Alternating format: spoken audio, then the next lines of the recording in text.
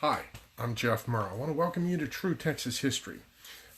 Today is March the 10th, and one of the things I want to talk about today are the confused timelines about the Texas Revolution. In putting things together, I do research on the internet and in old books, like enjoying lots of old books.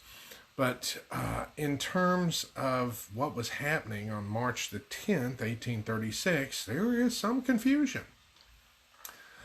Some of the sources say that on this day, Sam Houston abandoned the city of Gonzales. Sometimes I think people just get sloppy history and they don't read things. But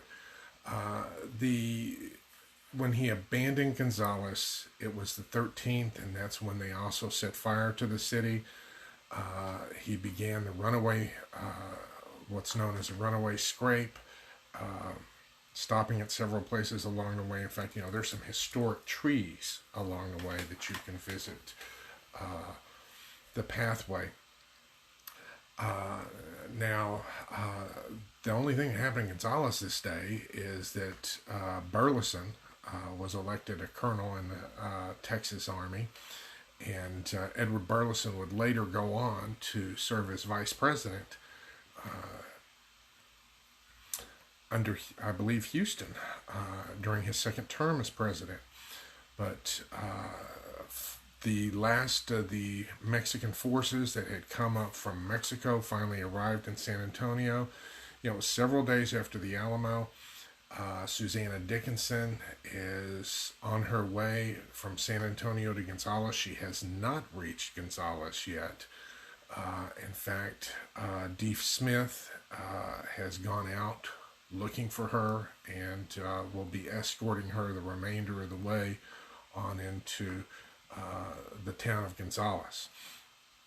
I can tell you on this day, people are starting to get nervous and freak out. Now, one of the things that's often not mentioned is that when Susanna Dickinson left the Alamo, Santa Anna saw to it that she carried a note with her, a note that carried some warnings to the troublemaking people and the ones involved with the revolution, encouraging them to lay down their weapons. We want peace. You just need to get along, be good citizens.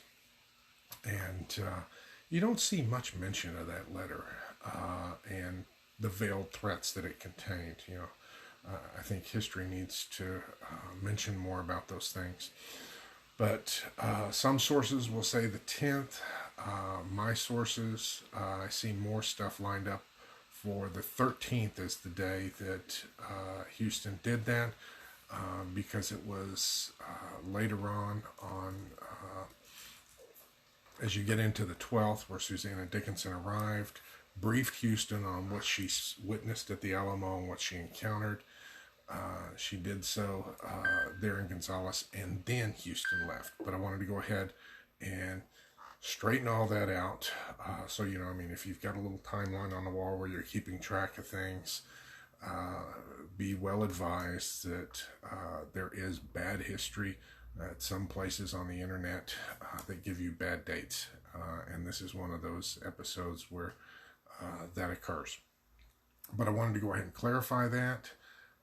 More action is coming in terms of the Texas rise to independence, and we'll be covering it in the next few days.